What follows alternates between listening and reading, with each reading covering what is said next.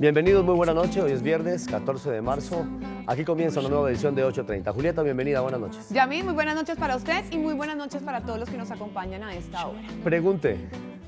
¿Para qué trajo la máquina a escribir? Tengo alergia y todo el polvo que trae eso. No la traje yo, la trajo nuestro compañero y buen amigo, nuestro cronista Juan Esteban Costaín, por una razón.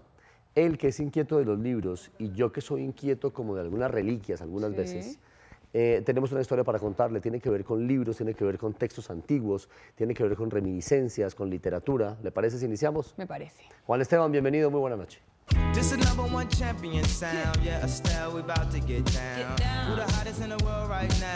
Don Juan, Don Yamil, bienvenido. Julieta. Parece esta una recomposición de partidos políticos tradicionales en Colombia.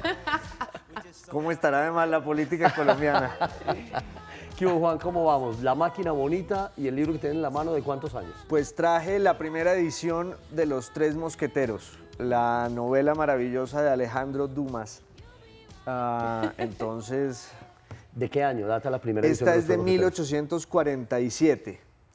La novela salió primero por entregas y esta es la primera edición en libro. ¿Por qué Los Tres Mosqueteros? Pues es una de mis novelas favoritas, pero además hoy voy a hablar de librerías de viejo, de libros antiguos, y esta joya la conseguí aquí en Bogotá, entonces por eso lo traje. ¿Usted me permite un segundo? Es que sí me causó atención el papel, por ejemplo. El grosor del papel era otro absolutamente distinto. Parecía que era como un poco más, voy a tratar de mostrar hacia la cámara, un poco más de romanticismo en todo, ¿no? Es que los libros se hacían entonces para durar toda la vida. Y merecían durar toda la vida también por su contenido. Ahí están los hongos y está el paso de... Ahora los hongos están conmigo también. Ahora los hongos están conmigo. Y está el paso del tiempo. No, vamos. Vamos a ver la nota, ¿le parece? Bueno, vamos.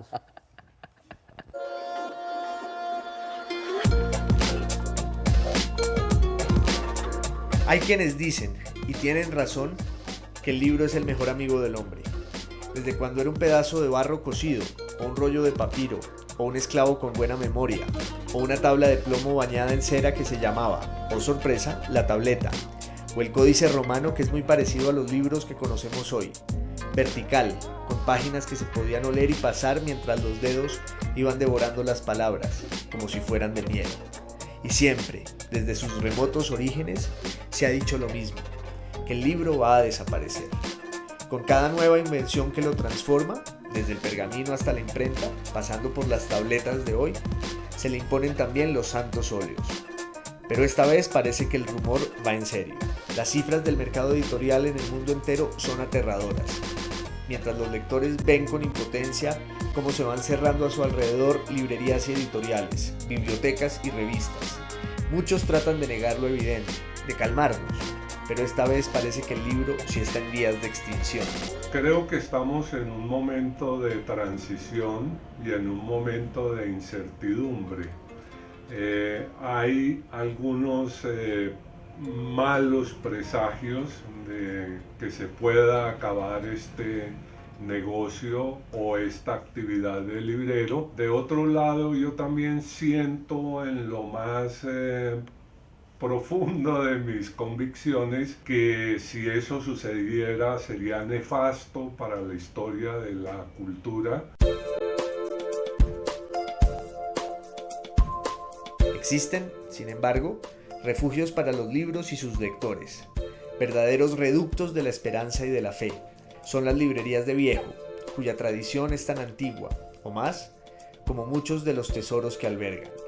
Las hay de todo tipo y tamaño, caras y baratas, metódicas o caóticas, grandes o pequeñas, pero en todas hay un libro esperando por nosotros, un libro usado o antiguo, con dibujos o sin ellos, raro y curioso, o no, un libro que es el recuerdo de todas las manos que alguna vez lo tuvieron y le dieron vida y fueron felices con él, o no, y en todas hay un librero, ese cómplice e iniciador de nuestras lecturas, el custodio de los mejores descubrimientos que los libros nos tienen reservados. La verdad es que ser librero es un oficio que de alguna forma se convierte en una prolongación de cualquier actividad literaria. ¿Y por qué quería trabajar con libros?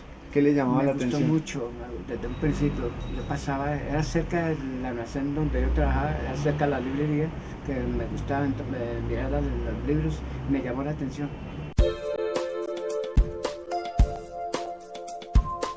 Solitarios herederos de un oficio que le ha hecho un gran bien a la humanidad, ahora que todo el mundo celebra o lamenta su defunción. Más allá de creer que este oficio se pueda acabar, creo que va a tener algunas modificaciones y va a obligar a los libreros a abrirse a otras posibilidades para poder sobrevivir. Quizás muchos vayan abandonando el barco, quizás serán cada vez menos los lectores de papel, pero la vieja guardia no se rinde. Mientras haya librerías como estas y miles más, el placer de los libros seguirá tan vivo como siempre. No en vano su futuro, como el de las mejores cosas de la vida, está también en su pasado promisorio y lleno de revelaciones.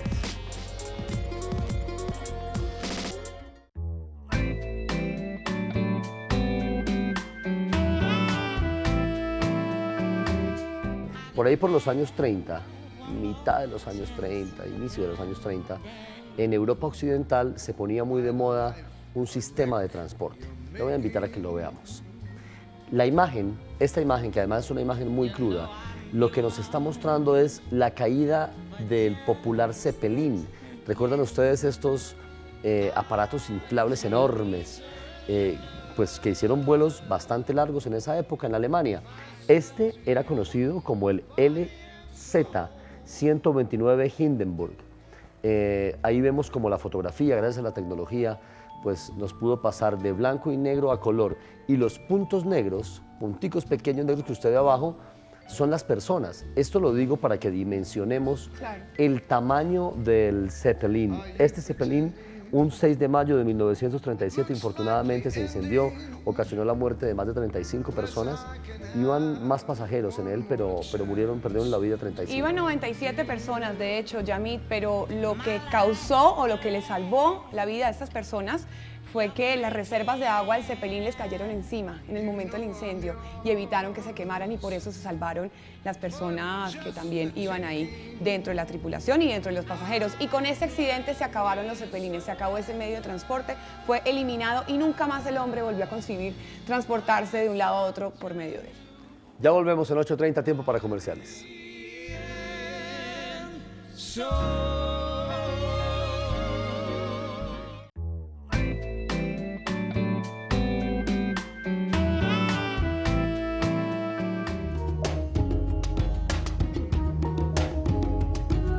A ratos, Yamit, las apariencias engañan. ¿Por qué lo dice? Lo digo por una historia que nos trae Gloria Pinilla sobre un personaje que de pronto, si lo vemos pasar, desconocemos la historia que tiene para contar. Pini, bienvenida una vez más aquí a 8:30.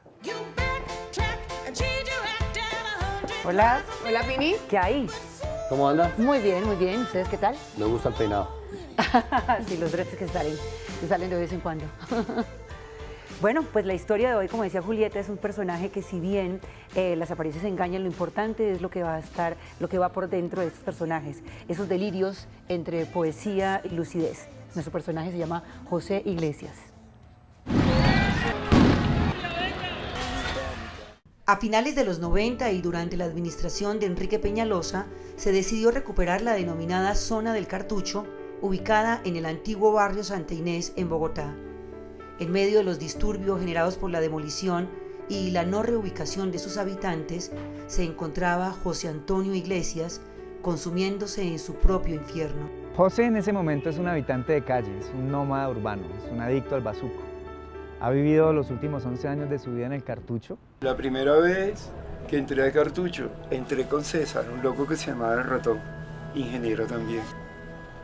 Él está muerto. A él lo mataron en la obra. Esa noche me acuerdo que dormí en una residencia. Vendí los zapatos, vendí la chaqueta. Pasé un frío tenaz. El Cartucho, como se le conoció a ese sector que limitó con la indiferencia, la ilegalidad, el abandono y el infierno, fue el hogar de José. Nada podría haber hecho prever que este ingeniero venezolano de origen español hubiera escogido el callejón de la muerte como su hogar. Germán Pifano, antropólogo de profesión y documentalista por oficio, conoció a José en el infierno, cuando a través del mugre que lo habitaba, pudo identificar al ser humano que gritaba por respeto y amor.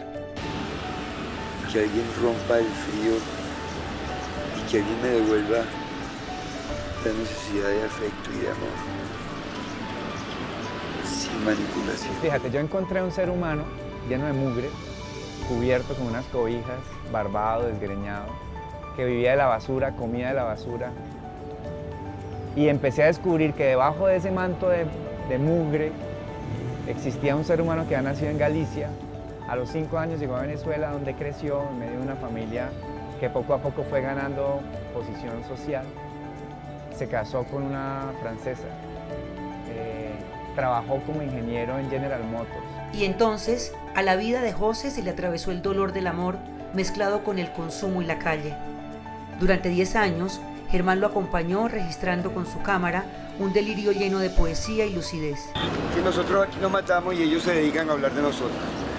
Entonces, seguiremos siendo como los compadres cuando van al río a lavar, que hablamos unos de otros y las comadres murmuran sus historias del umbral, una vaina así. Y las muchachas hacen bolillos,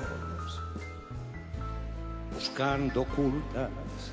En estas calles, en el Parkway, nosotros grabamos varias de las escenas de la película y era interesante ver cómo en este lugar de clase media, bogotana, en el año 2002, causaba reacción como todavía hoy causa en la gente normal cuando un habitante de calle, cuando un adicto pasa al lado de nosotros.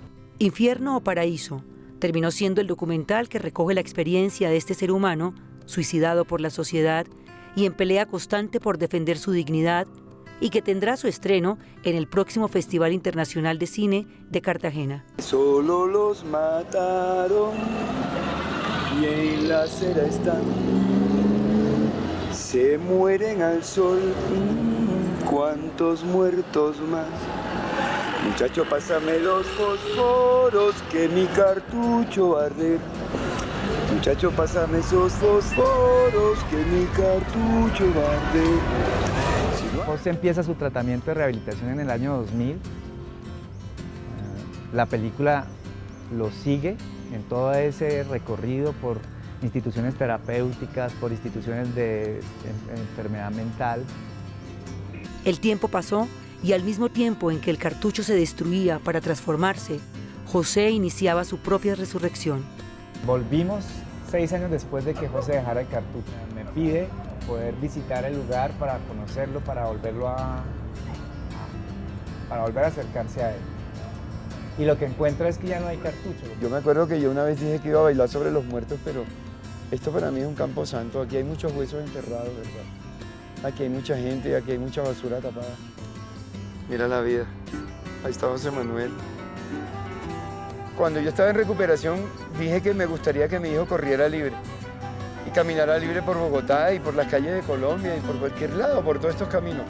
Pero lo que nunca me imaginé yo es que yo fuera a jugar con mi hijo donde yo viví la muerte, güey. Muchacho, pásame los fósforos que mi cartucho va a arder. Mi cartucho va a arder. No la puedo cantar.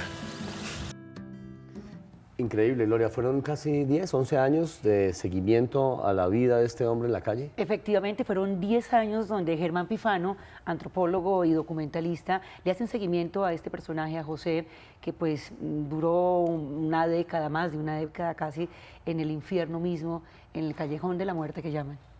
Entiendo que la película que origina, digamos, toda esta historia se estrena en el Festival de Cine de Cartagena y de hecho es hoy. Precisamente, efectivamente, en el marco del Festival Internacional de Cine de Cartagena, Infierno o Paraíso, como se llama el documental, abre la sección de documentales en el marco pues, de este tan importante festival. Bonita historia.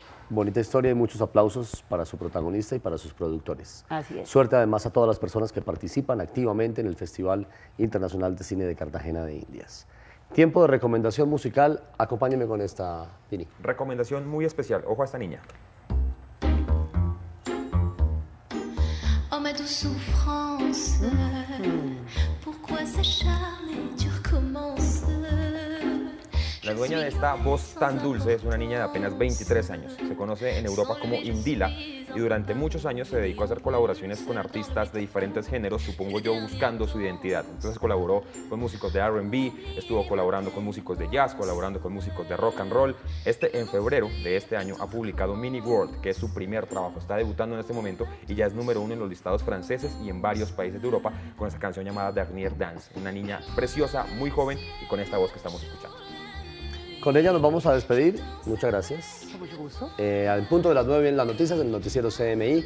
Antes nos despedimos como siempre y con una sonrisa en el rostro, ojalá con esta imagen. Chao.